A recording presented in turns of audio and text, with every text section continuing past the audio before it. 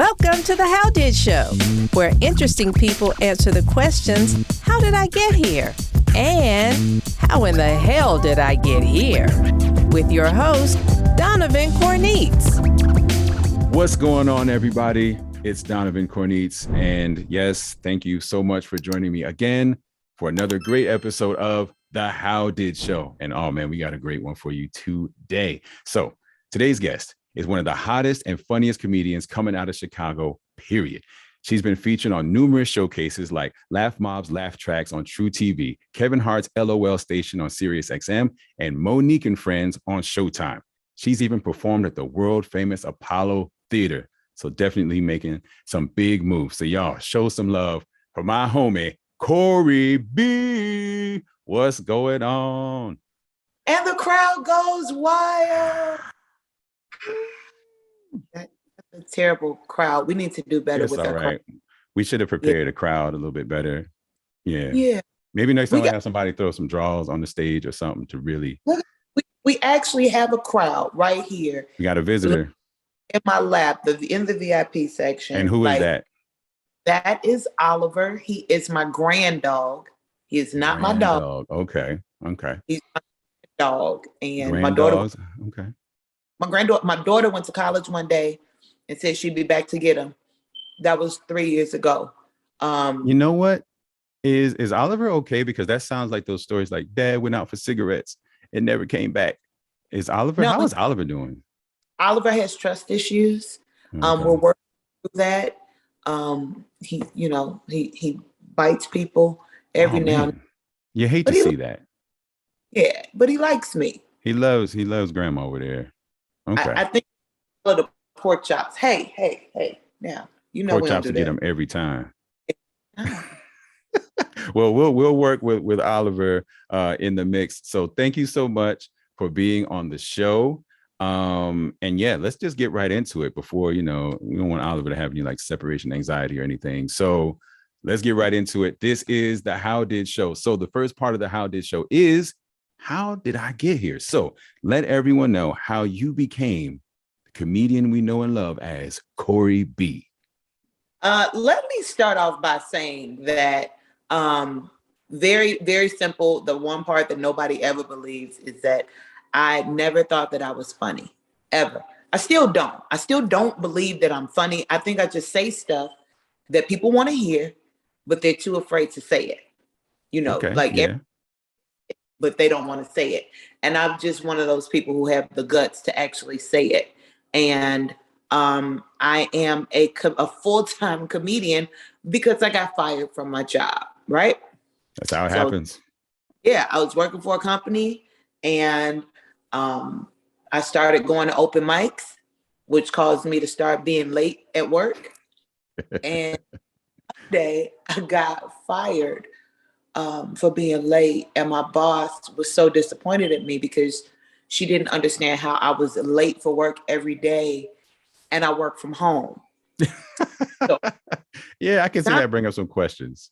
True story. Like if I had to be at work at 9:00, I would roll out the bed at 8:57. If one of the kids turned the computer off or something crazy like that, like I would log in late. What if my internet was down and I forgot to pay the bill?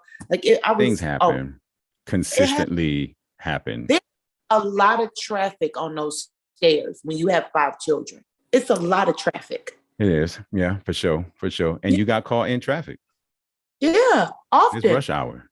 And so at that point, it was like, I had a conversation with my husband and he was like, if this is what you want to do. Make yourself comfortable there, Oliver. Yeah. Long as if you look back and he humping, let me know. Because then this is the show. Look, ain't nobody humping around, okay? Bobby Brown. See, there it is. All right, get out of here. But my husband, basically said, hey, if this is really what you want to do, take 6 months. And if it works, it works. But if it doesn't work, then you work. Yeah, then you need a job. And I literally, within my first year of doing full-time stand-up, I ended up getting picked up for TruTV's Laffmobs Lafftracks with Bob Sumner. So it worked. it worked, and it's still working. There's some days where I'll be like, okay, I need to. It all works out. I just know I'm gonna be late, so I ain't gonna even do it. Okay, yeah, and you know what? Which is great to know because you signed in for this interview early, so that makes me feel special. Well, I was excited about it. I wasn't really excited about work because I was fair enough. I wasn't excited about work. It was customer service. Name one customer service representative that wake up every day like, you know what? I can't wait to get there. There's always one. There's always one that's like, can't wait to log in, and there's always one. She lives in Nebraska. She does. Do you know her? No, but I'm sure I've encountered her. Susan. All right. You know, it's funny you talk about that because that's very similar to my story of like working a 9 to 5, and I got laid off because of it wasn't because of me being late, but it was I mean, you believe what you want, but I got laid off completely unexpectedly, and I told my wife, give me 60 days. Now you got 6 months, by the way. We're not comparing here, but you got 6 months. That's pretty impressive. But yeah, I told my wife, give me 60 days to make this VO thing work. And that was in spring of 2010. And I haven't looked back since. And she was like super supportive from the beginning. Like, all right, you got your 60 days, do what you got to do. And here we are. So kudos to all the supportive spouses out there supporting those dreams. Team players. Like, I feel like especially in the entertainment world, we are lucky. We are lucky to have spouses who doesn't mind playing second fiddle to our first love sometimes. Like they understand. And so that in itself is like a winner. It's definitely a plus. It makes it a little bit easier. Absolutely. And you know what? Shout out to all the spouses out there supporting their creative and entertainment and media folks, because we're a special bunch. I mean, if we're being honest. Yeah, we are. So I know you said you were doing customer service, which I've worked some customer service jobs before, but if not comedy, would you still be doing customer service, or what do you think you'd be doing if comedy hadn't kind of taken over your life? So here was the options. Okay. This is what I wanted to do. Okay. I was either going to be a game show host. Okay. An airline stewardess. All right. Or Debbie Allen. So the other two are professions. The third is a person. Yeah. And the problem with that is she was already Debbie Allen. So it can't like really be two of her. Yeah. So but I really thought that I was her, like in fame. Like, I want to dance for the rest of my life. You want to live forever. You want to learn how to fly high. Yeah. Because if you want fame costs. So since you couldn't be the person, we'll go ahead and we'll scratch that out, because that's kind of creepy to like become a person. But what would have been your preference? The flight attendant, or like, what would you really have loved to do? I still want to do both. I do. I want to do both. So like, the good thing is I've currently written a game show that I'll pitch, and hopefully it'll get picked up, and then I can be like better than Ellen, because Ellen is an amazing game show host. I think so too. Amazing. So I want to do that. But when it comes to the in-show announcer, dog, hands down, you already know. I'm just saying. You already know. Me and you, dog, we're a team. Me and you. But I also want to write a show that would allow me to be an airline stewardess. I want to be a flight attendant. I want to wear the uniform. I want that do a little scarf. Yeah. Let's go. I want them coffee stockings with them ugly shoes. Like, I want to roll my bag through the airport and show my badge. Like, that's what I want to do. That right.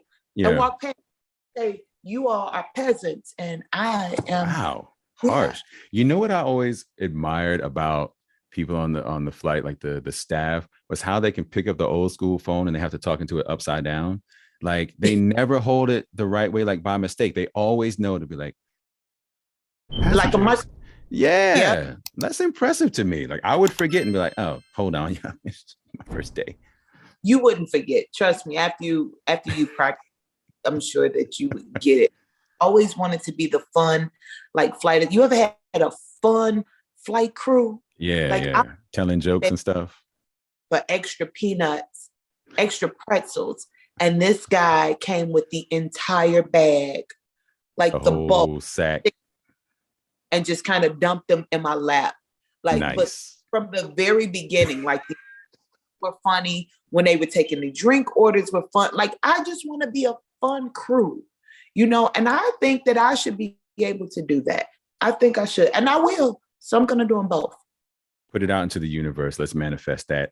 Hear me out. I know you get a lot of pitches. Instead of snakes on a plane, jokes on a plane. Joke on a plane. I'm just saying. What? I mean, but what do you do when you have those people that's like, I'm not here to hear no jokes. I got to go to sleep. It's called a release latch. Okay. All right. They ride down with the luggage. I mean, we're not killing them, but. Right. I got to figure out how to get the jokes over the crying babies. That, you know, that's kind of like an obstacle, like crying babies. You got a point. It was just an idea. We can iron out some details. We'll do it with a flight with no babies. Yeah. Hold the baby while you're doing the jokes. That's all I'm saying, because I like babies. I like babies and I like flights. We can get a baby coffee. We can put them in the little coffee thing, like the little beverage thing. And the beverage cart. Yeah, put the baby in the beverage cart. I feel like we're making history right now, Correy. If I'm being honest with you. Stop talking about it before somebody steals it. Somebody gonna steal that. You know, we're gonna move on. So, but we got this though. All right. Another question about, because I think people really have they misjudge how difficult it is to do stand-up comedy, right? Like, yes. Oh yeah, everybody tells me I'm funny, I could do it. What would you say is like a life lesson or something that maybe from doing stand-up that you didn't expect once you were in it, that you can look back and say, you know what, if it wasn't for comedy, I would never have known this, or without actually getting up on stage and trying it, I would have never known about this. What would that be? That you have to be more than funny. You, especially Black women comedians, Black female comedians, we have to be fearless before we can be funny. Interesting. There's already 2 strikes against me. Going on stage, woman, they feel like they already know what I'm going to talk about, and they're pretty much not interested, because most people say that comedy is male dominated, even though I didn't know that comedy was gender specific. And that because it's not. So when you hear people bring up or hosts say, how about comedy from a woman's standpoint or a woman's point of view, or we got a female, like we are a sideshow, like it just doesn't happen, you know, so it's not gender specific. So they've already formulated, you've already set it up to be, you know, there's a certain expectation. Yeah. So you have to be fearless before you can be funny, because funny is not what will get you to the top at all. You gotta be more than funny. Interesting. You know, I will say I never thought about it that way, but I have heard at comedy shows about, and now, you know, a funny lady comic or something like that. It's like, why not just say another comedian, like coming up next? You've never heard, okay, we got another male coming to the stage. Now a dude. Like you've never, ever heard that. You've never heard it. That's true. And you'll hear it. But even if you got 4 women and 1 guy, they'll still say, up next for the ladies. Ladies, are you ready? Like, we don't tell jokes to guys. As a matter of fact, we tell the exact same jokes that guys tell, but we aren't supposed to be able to tell them. Interesting. Ladies. So is this something you weren't expecting, or something you kind of knew going in and you had to deal with it anywhere? You were just completely blindsided by this concept? I had no idea how bad it was. Oh, okay. No, I didn't know that it was a culture and that men didn't even understand the damage that it does when they do that, because number one, no one says anything about it. And number two, they're not doing it to be harmful or malicious. They're not. It's just a learned behavior that's been passed down. Conditioned to think that way. So I don't take it personally. But it's something that, when they ask me, what do you want me to say about you from Chicago, Illinois? Because if they don't know me, like if they don't know who I am and my name is up there, they always bring me out. Well, this next brother is funny, like because my name is Correy, so they always think I'm. So that makes for good comedy, but you definitely have to be fearless first. Ah, wow. I don't love that exists, but I love that you kind of put that out there so that people know. Cause for me, like I said, I just never thought about that even being a thing. I mean, it's there. And now I think about it like, oh crap. Yeah. They never say, welcome the next guy to the stage. No. So yeah, you know what? Putting it out there. I love it. Oh, Oliver is back. Is it Ollie for short? Like, yeah, we call him Ollie for short. Ollie, what is it? I love how we'll give a pet a name and then a nickname. Like, yeah. And several of them. Yeah, several. And, dogs, they have trigger words that make them go crazy. Yeah. Well, but I think he knows how to spell too. Because if I say, you want to go, go out. Okay. Okay, look it. Like, hold on. What were you about to say? Go ahead and finish what you were about to say. Uh-oh. You just set them off. Welcome to the How Did Show, Ollie. All right. So the last part of this, this first half, I wanted to ask you maybe actually kind of like a two-part question. So what was a time that you can think of where you thought, you know what, maybe this comedy thing isn't going to work? And then what had you push through it? And maybe tied into it, maybe, a story of you bombing. I always love to hear these stories. Why but like the bomb? Well, because usually that's when people say like, dang, I don't know if this is right. But then something, I don't think, and like I've been on stage before, I've done live shows and hosting and stuff. I've not done stand-up, but people don't realize how much courage it takes to kind of put yourself out there in real time. There's no do-overs, there's no take two. Like you're putting yourself out there completely to strangers. And their whole job is to like judge you because they're like, make me laugh, entertain me, be cool. So that's why I think they kind of go hand in hand with not just the bombing, because I want to hear bad stories. It's about overcoming that. So would that have tied into you, like for your story, maybe a time you bombed and it made you doubt yourself, or was it something completely separate from that? No, for me, it was the hazing. For me, and when I say hazing, it's like things you don't know about, like going to shows, you being like the opener, you go into the show, you kill it.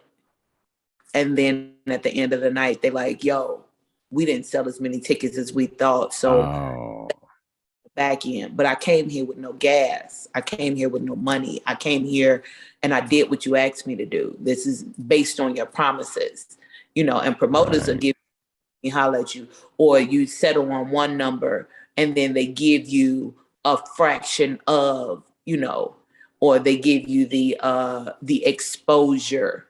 And when you're new, and you get that to happen more than one, it's like, oh, this, I can't. Yeah, I can't pay anybody's rent with exposure. Especially when after you come off stage, they're like, oh my God, you were amazing. Like, you've been doing this how long? This is crazy. Like, you're going to be here. Like, this is nuts. But let me holler at you for a minute. Yeah, let me holler at you for a second. And when you have a husband and kids, you can't just go home, bro. You got to show me something, baby. Yeah. You can't just go home after being out to one. That's not how any of this works. Right. And do that enough times, and it's like, I don't know if this is a storm that I'm ready to weather. Right. So what made you push through, or what was the maybe the thought process or something that happened that you said, you know what, that sucks, but I think I'm still going to do this? When you do things in the right spirit, there will always, and you are fully operating in your gift, there will always be something to confirm it. Right. So it would be like a phone call or email for a paid show where it's like, here's a $200 deposit up front, or here is, we want you. So it was like the second that you like, this ain't gonna work.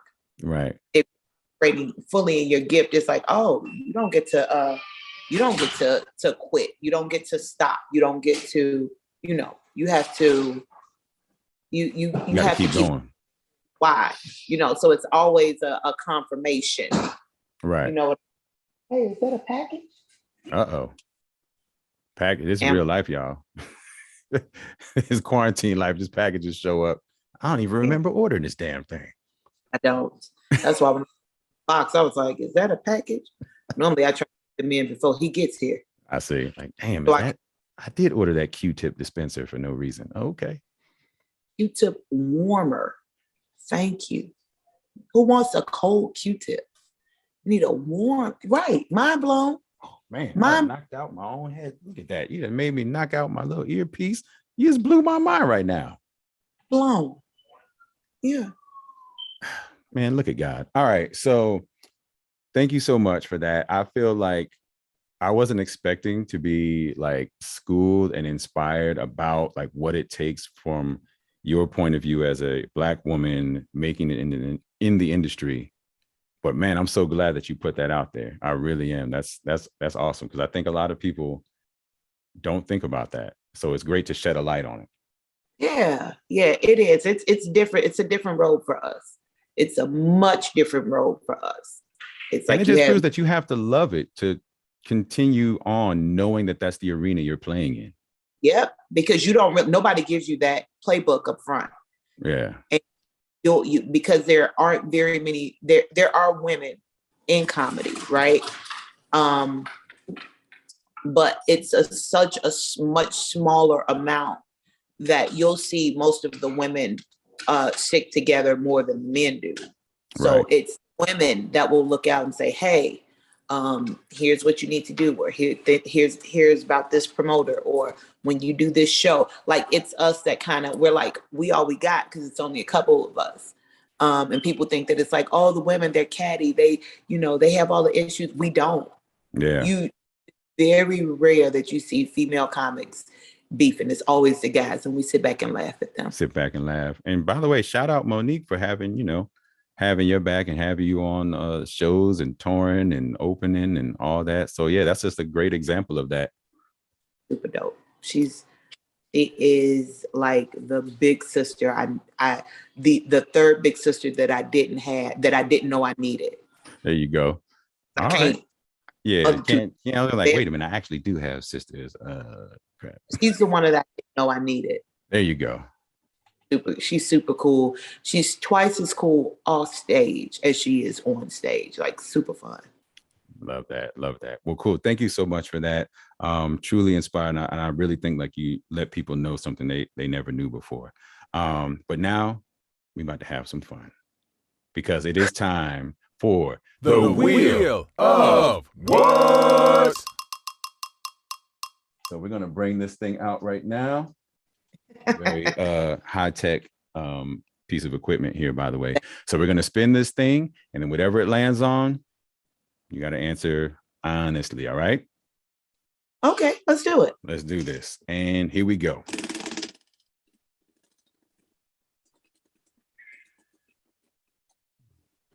Right. Lifetime movie. All right. So this one is pretty interesting. This is a cool one. So if you know about Lifetime movies, this is, if you had a Lifetime movie made about you, what would the title of it be, and who would play you? The title would probably be Fashionably Late. Okay. I like it. Okay. And I'm on stage. I'm big on my fashion, but I'm always late. And who would play me? That's a good one. Who would play me? And this is, you can, take some creative liberties with this if you want. Fantasia will play me. Say it again. Fantasia. Fantasia. Okay. Wait, are you saying you can sing? No. Oh, okay. I'm no.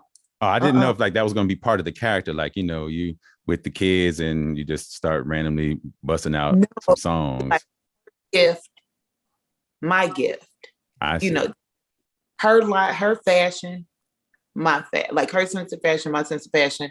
Her boldness is kind of like, and I know she be late for stuff too. Well, that's got to be a prerequisite. Like if you come to the audition on time, you don't get the part. Like I'm gonna need you to be late. Not because obviously you're not committed to this role. Yeah, other people that I would think could do it that I hear a lot about that would look like me is like God, Tina Thompson from the WNBA. You'd have you have to look her up to see. Okay. You're gonna love this one. Uh-oh. New York from Flavor of New York, okay. All the time. Really? Yeah, especially like when I wear my hair like this. All the time. I haven't seen that. It's been so long since those days. And I actually had a former cast member on this show, Autumn Joy Live. She was on Flavor of Love. I don't remember completely blanking out of what her name was on the show, but little piece of trivia there. So look at that. I would love to see what their contract was. I just needed to. It's about the why, dog. It's about the why. That's it. It's about the. Hey, look. I mean, I think that's a very huge exercise in like you take one for the team. You do what you got to do. I'm just saying. Not judging. I'm just saying. Okay. All right. All right. Cool. I love it. Fashionably Late, starring Fantasia, with a couple of other options if she's got some conflicts or whatever. On time, right? If she on time. Yeah, if she comes on time, can't do it. Do you feel like being late has become part of your brand? Like, what are you doing here on time? No, this is all wrong. Go outside in the car and come back. Yesterday, I showed up for a show 45 minutes early, and people it was on accident. I thought the show started at 7. So you were supposed to be 15 minutes late. Yeah. And people were like, were you in the area? Did you not? And I was like, oh, I thought it started at 7. Oh. So hopefully, I'm hoping not, because when you're with Monique, you have to be on time. Like she's in on. She don't play that. She'll leave you. She'll leave you. You're standing there like, hey, I'm outside. Like, that's good for you. Yeah, no, she says it. All right, I'm going to the car. Whoever ain't in. You left. You are the rotten egg. Rotten egg. Really quick, because you mentioned rotten egg, right? And I know it's popular with kids. Like last one there is a rotten egg. And so I have 2 sons. They're 9 and 12. And my 9-year-old was doing the same thing with his brother. But he said, first one there is a fresh egg. And I don't know why that made me laugh, but it's like the perspective of my son to switch it up. Like, forget who's last and who's rotten. First one there is a fresh egg. And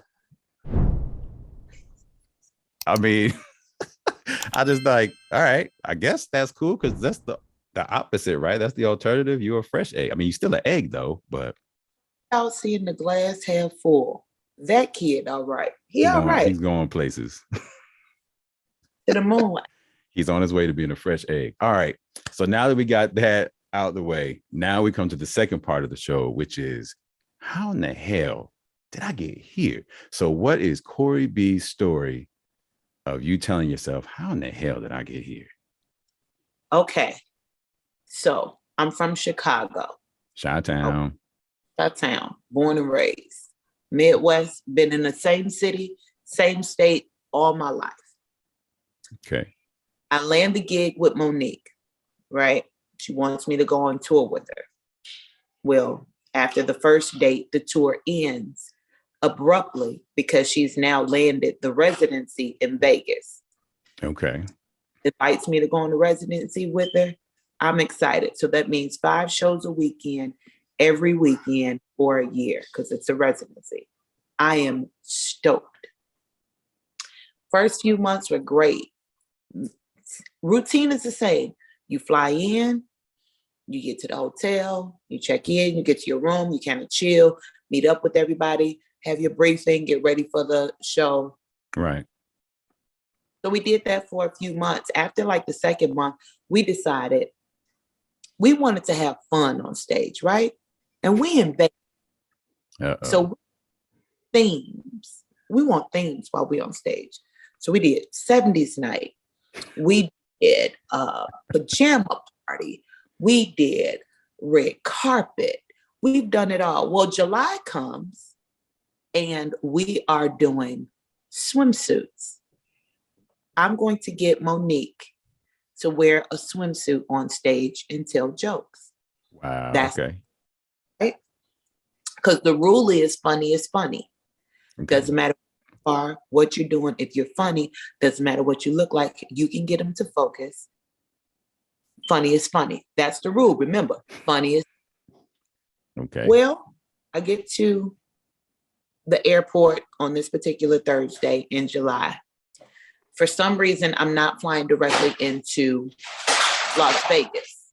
I have to go to San Jose, California first, and then from there, I have a layover into Vegas. I get to San Jose. I got a little time. I'm going to go get me something to eat. I grab my food. I sit down. I'm not feeling the best. I'm like, oh, is this vertigo? Something's happening. I'm not feeling good.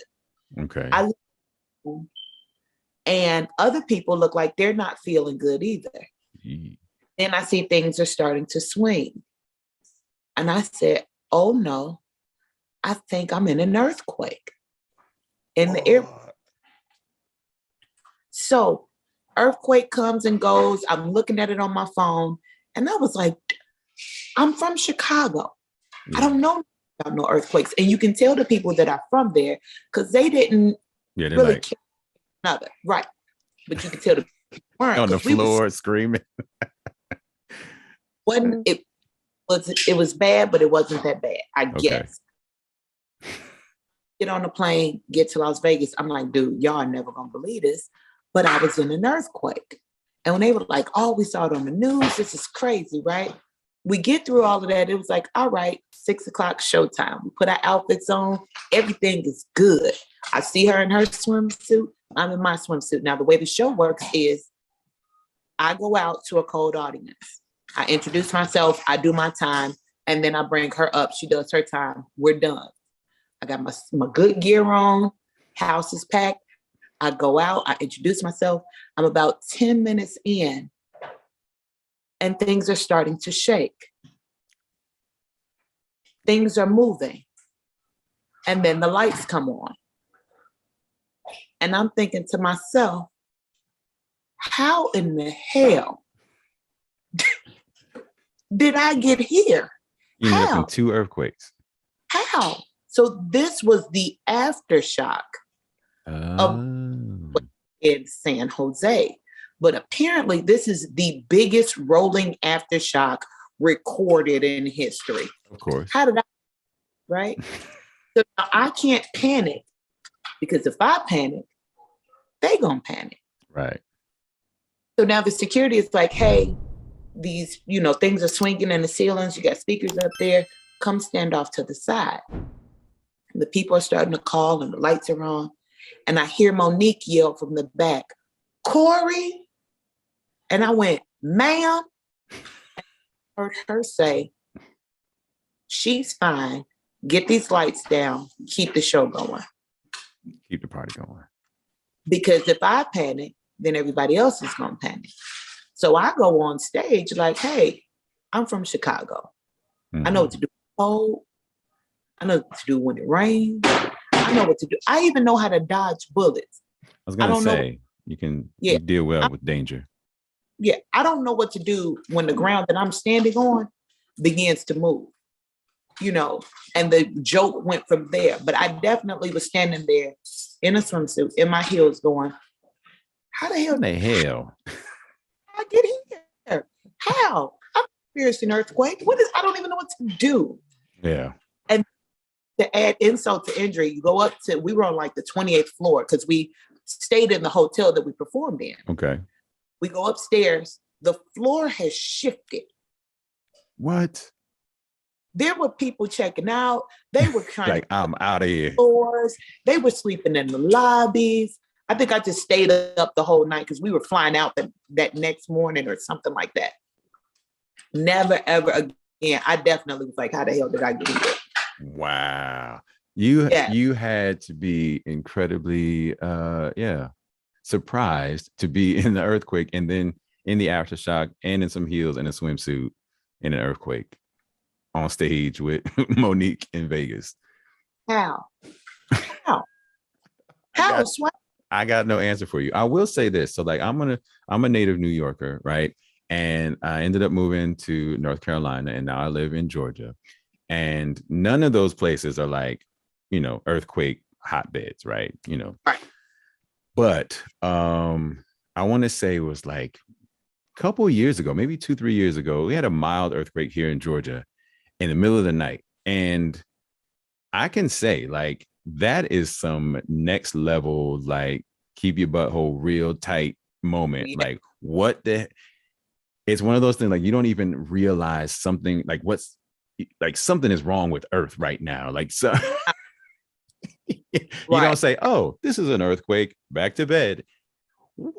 So yeah, I definitely get that, but I wasn't on stage in a bathing suit. So 6-inch heels. I've never been in 6-inch heels, earthquake or not. But I would say that's got to be difficult to stay like stable. Yeah. The earth is shaking and you are 6 inches off the ground. Yeah. You know what? I applaud you, Correy B, for being able to stand your ground in the midst of the earth shifting around you twice. So this was in this like hours later, I assume, right? Yeah. Of the same day. Mm-hmm. Damn, yep. Look at that. You survived 2 earthquakes in the same day in heels. You know what? I mean, that's just boss moves all the way around. You can call it what you want. If it never would have happened. Never would. Never. Yeah, it's like people like, you're lucky you got shot in the arm. Like, no, I'd rather not get shot at all. What the hell? At all. Yeah. Well, that actually that's a very interesting story. I would have never known that you had to endure that. So thank you so much for being a part of the show. That is actually that's a really cool story. So before I let you go, let the people know how they can find you on social media, and then let them know what you got going on. How can they see you, check you out, see you live, see you on TV? Where can they find Correy B in action? So you can find me everywhere. Facebook, Instagram, Snapchat, TikTok, Twitter, and YouTube at Correy, at CORREYB. Everything is Correy B or Correy Bell. Okay. And that is all the way across the board. So if you follow me, I do follow back. I definitely do. I can verify that. She did follow me back. I will. And I talk to people, right? I do. I talk to people. Absolutely. And right now, I am still currently touring with Monique. We will be in Miami at the Miami Improv this weekend. That is the 2nd and the 3rd and the 4th of December. And I am coming to a city near you. But if not, find me all of my videos. If you Google it, everything will come up. Showtime's Monique and Friends. All of the episodes of TruTV's Laffmobs Lafftracks. There's a couple movies that are coming out in 2022 that I made a few cameos in. Oh, snap. Excited. I'm excited about that. Awesome. Well, congratulations for all of your success. I love to see it. And for being so cool from the beginning when we kind of met via Instagram. So I appreciate that. And it's been so cool, like kind of getting to know you as well. So thank you again for your time. And also Ollie, wherever you are, thank you for making an appearance as well. Appreciate that. So yes, thank you so much for joining me, and thank everyone for watching, and I'll see you on the next episode of The How Did Show. Peace. What's going on, everybody? Thank you so much for joining me and having some fun as we interview some really, really interesting people. So go ahead, like, comment, subscribe, and be on the lookout for more episodes of The How Did Show.